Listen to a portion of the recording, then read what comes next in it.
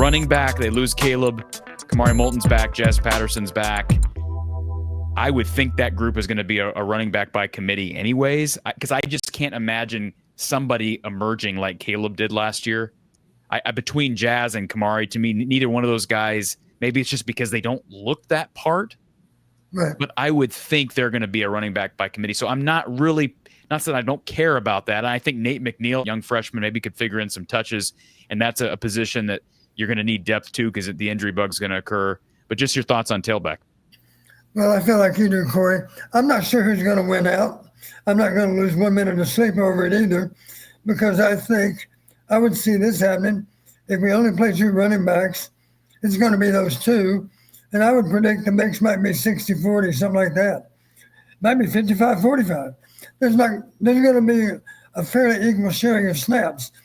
And as you've heard me say before, Corey, that is so important because it means we never have to play with a tired running back. That's critical. And, of course, it goes without saying that if you have a chance to not be so tired, then you have a better chance to stay healthy too.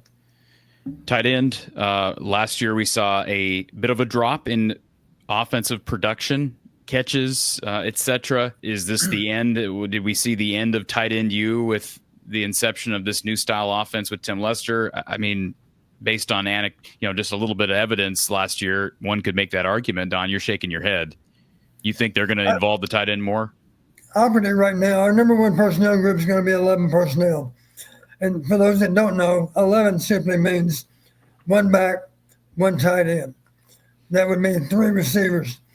And it goes without saying, of course, 3 receivers, 1 back, 1 tight end, and obviously 5 linemen. That's always the case.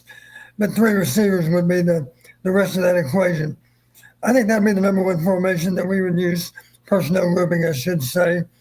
And you can do a lot of things formation-wise with 11 personnel.